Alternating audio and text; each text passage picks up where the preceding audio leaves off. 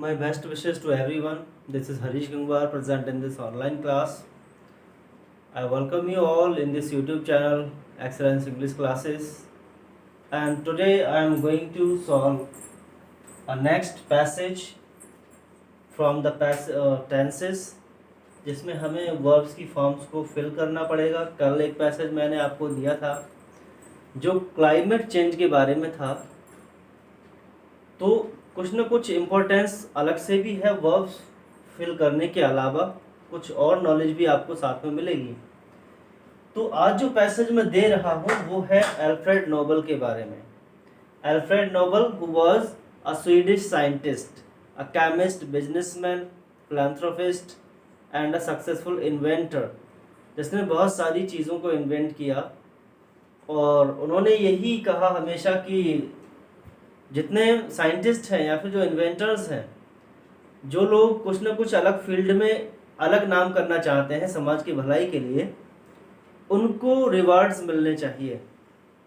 And that's why he set up Nobel prize foundation. Nobel trust उन्होंने found किया और बाद में उस ट्रस्ट से नोबेल प्राइजेस दिए जाने लगे, जो टाइम टू टाइम अलग अलग फील्ड्स में लोगों को दिए जाते हैं. अभी मैंने प्रीवियसली कैलाश सत्यार्थी जी के बारे में पढ़ाया था क्लास 6 के बच्चों को, और उसमें मलाला यूसुफजई का भी जिक्र था. तो मैं अभी उन दोनों के बारे में ही बता रहा हूँ.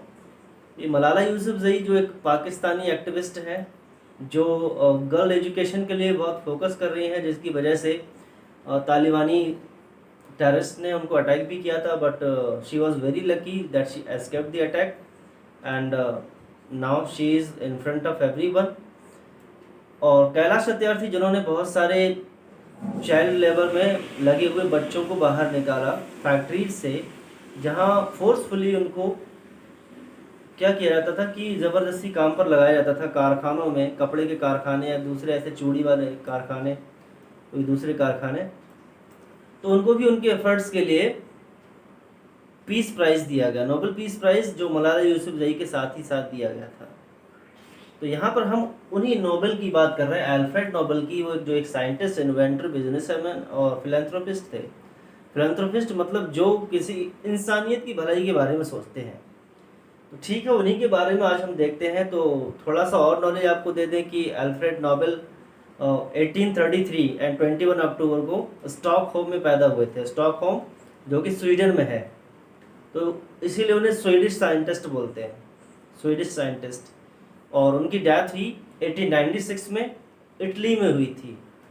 ठीक है, तो पहले एक बार इस पैसेज को रीड करते हैं. पहले मैंने आपसे कहा था कम से कम कोई सॉल्व करने से पहले, कोई सेंटेंस या कोई भी पैराग्राफ सॉल्व करने से पहले 2 बार पढ़ना बहुत ज़रूरी है. Okay, let's see.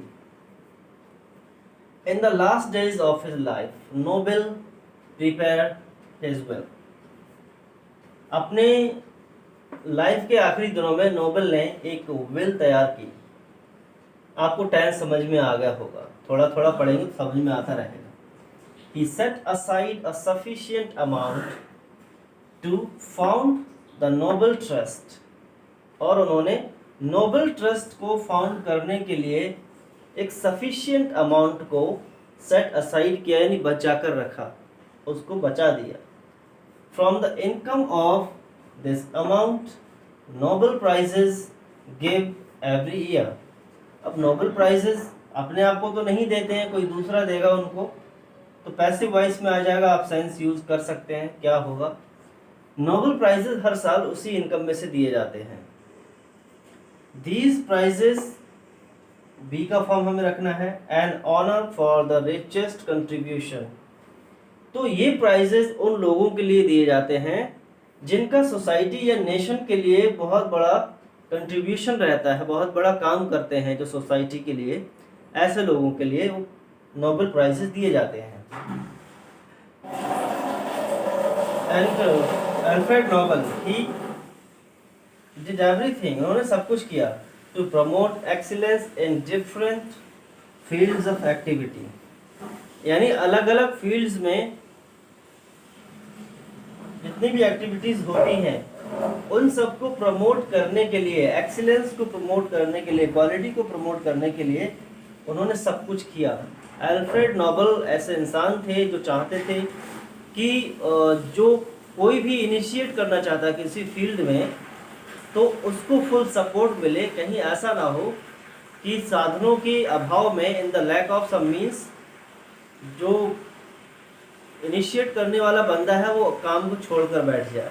ऐसा नहीं होना चाहिए कि उसका जो एक्सेलेंस है, उसकी जो नॉलेज है, उसके साथ कहीं ख़त्म हो जाए।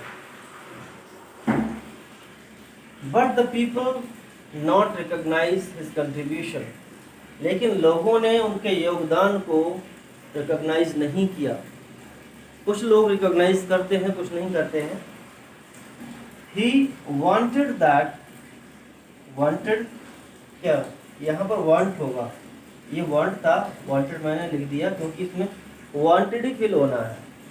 He want that the creative minds should live in peace. वो क्या चाहते थे कि जितने भी क्रिएटिव माइंड्स हैं, जिनके माइंड्स में कुछ ना कुछ आइडियाज़ हैं, तो वो हमेशा पीस में रहें, शांति में रहें। क्योंकि क्रिएटिविटी तभी बाहर निकल के आती है जब इंसान पीसफुली सोचता है, जब उसका मन पीस में होता है, शांति में होता है। और शोर शराबे में या फिर उसके मन में कोई टेंशन है, तब क्रिएटिविटी निकल कर बाहर नहीं आ पाएगी। तो अल्फ्रेड नोबल भी यही चाहते थे कि क्रिएटिव माइंड्स उनको पीसफुल रहना चाहिए। And not struggle for bread and butter, और जितने भी क्रिएटिव माइंड्स हैं उनको ब्रेड एंड बटर यानी अपनी रोजी रोटी के लिए ज़्यादा हाथ पैर ना मारना पड़े। ठीक है, पता लगा वो कुछ करना चाहते हैं दुनिया के लिए, वर्ल्ड के लिए, लेकिन खुद ही कुछ नहीं है हाथ में, तो कैसे कर पाएंगे। बहुत सारे एग्जाम्पल्स यहाँ पर हैं हम लोगों के सामने। चलो अल्फ्रेड नोबल की बात रह गई, हम एपीजे अब्दुल कलाम की बात करते हैं। उन्हें भी बहुत कुछ करना पड़ा। एक मामूली से मछुआरे थे उनके पिताजी, उनकी बोट टूट गई। उसके बाद इमली के बीज उन्होंने बेचे, न्यूज़पेपर को बेचा, फिर कहीं जाकर धीरे धीरे साइंटिस्ट की लाइन पर वो आ गए। तो अगर वो परिस्थितियों से हार जाते तो आज इंडिया में मिसाइल मैन नहीं होता। तो अल्फ्रेड नोबल भी यही चाहते थे कि क्रिएटिव माइंड्स कहीं एंड अप ना कर दें बीच में ही किसी चीज़ को। तो अब इस पैसेज को फिल करते हैं, आपको बहुत कुछ समझ में आ चुका होगा। In the last days of his life Nobel ने क्या किया, विल तैयार की। और जब विल तैयार की तो हम क्या कर देंगे, पास्ट इंडेफिनिट टेंस को यहाँ पर रखेंगे तो क्या हो जाएगा, पास्ट इंडेफिनिट में होती है सेकंड फॉर्म। तो प्रीपेयर का सिंपली क्या हो जाएगा, प्रीपेयर्ड, ओके। हिज विल हो गया क्लियर, प्रीपेयर्ड हमने वहां पर रख दिया। ही सेट असाइड, अब पास्ट की ही स्टोरी चल रही है, सब कुछ उन्होंने पास्ट में किया। यहाँ सेकंड फॉर्म, तो वैसे यहाँ भी सेकंड फॉर्म आ जाएगी, यहाँ पास्ट की ही बात हो रही है। तो सेट ही होता है, चाहे वो फर्स्ट हो, सेकंड हो, थर्ड हो। तो सिंपल सी बात है, यहाँ पर सेट रख देंगे। A sufficient amount to found, अब देखिए जहाँ इन्फिनिटिव का मार्क टू लगा होता है तो ये प्रीपोजिशन है, बट किसी वर्ब से पहले लग जाता है तो वो इन्फिनिटिव बन जाता है और वो पूरी वर्ब इन्फिनिटिव कहलाती है। इन्फिनिटिव हमेशा फर्स्ट फॉर्म से पहले लगता है, ये आपको पता होना चाहिए। जो टू है that is placed before the first form of the verb, उसके बाद ना तो आईएनजी फॉर्म होगी और ना कोई थर्ड फॉर्म होगी, ना सेकंड फॉर्म होगी। तो सिंपल सी बात है, क्या करना है, फॉर्म फर्स्ट फॉर्म में ही रखा हुआ है तो फर्स्ट फॉर्म ही यहाँ पर रह जाएगी, कोई चेंज नहीं होना है। ठीक है, to found the Nobel trust, यानी उन्होंने नोबल ट्रस्ट को फाउंड करने के लिए, उसकी स्थापना करने के लिए सफिशिएंट अमाउंट को बचा कर रखा। From the income of this amount Nobel prizes give every year, ये अच्छा रहेगा क्या, नोबल प्राइजेस दिए जाते हैं, पैसिव वॉइस है। पहली बात तो प्लूरल है, ठीक है, हर साल दिए जाते हैं। तो क्या हो जाएगा, आर यहाँ पर लग जाएगा और थर्ड फॉर्म यहाँ पर लग जाएगी, आर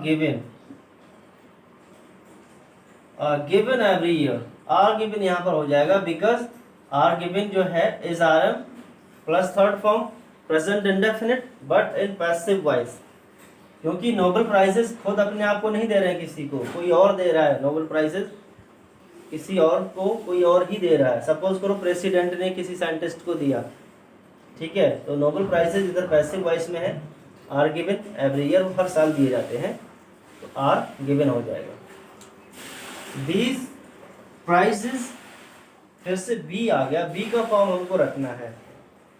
प्राइजेस है क्या है, एन ऑनर, यानी ये प्राइजेस क्या है, एक ऑनर है रिचेस्ट कंट्रीब्यूशन के लिए। तो है का जब सेंस यहाँ पर आ रहा है तो बी का हम कौन सा फॉर्म रख देंगे, आर। मैंने क्या कहा था, बी के फॉर्म्स क्या हैं, इज, एम, आर, वर्स, वर, ये सभी बी के फॉर्म्स हैं, ठीक है। तो क्या हो गया, prizes are an honour for the richest contribution. फिर से यहां पर आ जाइए, ही डू एवरीथिंग। प्रेजेंट की तो बात चल नहीं रही है, तो ना तो हम ही डू एवरीथिंग कर सकते हैं और ना ही डज एवरीथिंग कर सकते हैं। उन्होंने किया था, अल्फ्रेड नोबेल ने किया, तो यहाँ पर क्या हो जाएगा, सेकंड फॉर्म रख देंगे हम डू की, did. He did everything to promote excellence in different fields of activity, यानी अलग अलग फील्ड्स में एक्सीलेंस को प्रमोट करने के लिए उन्होंने बहुत कुछ किया, सब कुछ किया। But the people not recognise, तो सिर्फ नॉट रिकॉग्नाइज तो नहीं होगा, पास्ट की ही बात चल रही है, तो क्या हो जाएगा, डिड नॉट रिकॉग्नाइज हो जाएगा। डिड अपने पास से लगाना पड़ेगा जब हमें टेंस को सही लाना पड़ेगा। तो यहाँ पर क्या हो जाएगा, did not recognise, okay. His contribution, लोगों ने उनके कंट्रीब्यूशन को रिकॉग्नाइज नहीं किया, यानी उनको वो इज्जत नहीं दी या उनको वैल्यू नहीं दी। ही वांट, सिंपल सी बात है, वो चाहते थे, तो क्या हो जाएगा, सेकंड फॉर्म हो जाएगी यहाँ पर, he wanted that the creative mind should. Should के बाद देखिए, शुड के बाद जो भी फॉर्म आएगी वो फर्स्ट फॉर्म ही होगी। जैसे टू के बाद मैंने बोला, टू के बाद फर्स्ट फॉर्म आएगी, ऐसे फॉर्म। इसी तरह शुड और माइट के बाद, मे के बाद, इन सब के बाद क्या आएगी, फर्स्ट फॉर्म ही आना चाहिए। जब फर्स्ट फॉर्म आएगी तो यहाँ पर क्या रहेगा, लिव का लिव ही रहेगा, इसमें कुछ चेंज नहीं होगा। Should live in peace and not struggle, not struggle ही रहेगा यहाँ पर, क्योंकि जैसे शुड लिव है वैसे ही नॉट स्ट्रगल है। शुड भले ही यहाँ पर एक ही जगह रखा हुआ है, लेकिन शुड का जो मीनिंग है ना, दोनों जगह पर आ रहा है, इसलिए हम यहाँ पर क्या करेंगे, शुड नॉट स्ट्रगल हो जाएगा। And not struggle for bread and butter, जिससे क्रिएटिव माइंड्स है वो अपनी रोजी रोटी के लिए ज़्यादा परेशानी और मुसीबत का सामना ना करें। तो अब इस तरह से पूरे पैसेज को हमने फिल कर लिया है।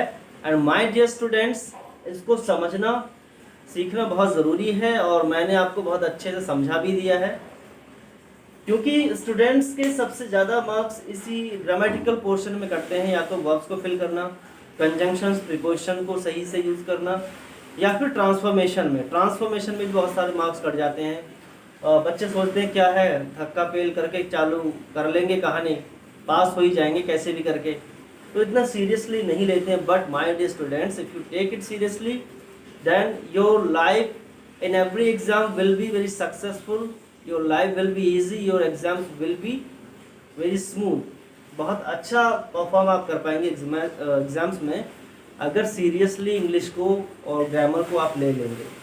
तो आज की वीडियो यहीं तक। चैनल को सब्सक्राइब करें, लाइक करें वीडियो को, और शेयर भी करें चैनल को, बेल आइकन को प्रेस कर लें, जिससे नेक्स्ट टाइम वीडियो आपको पहुंचती रहेगी। कोई किसी के पास पहुंचे ना पहुंचे, लेकिन आपके पास पहुंच जाएगी। So thanks for watching this video, have a wonderful day, enjoy it.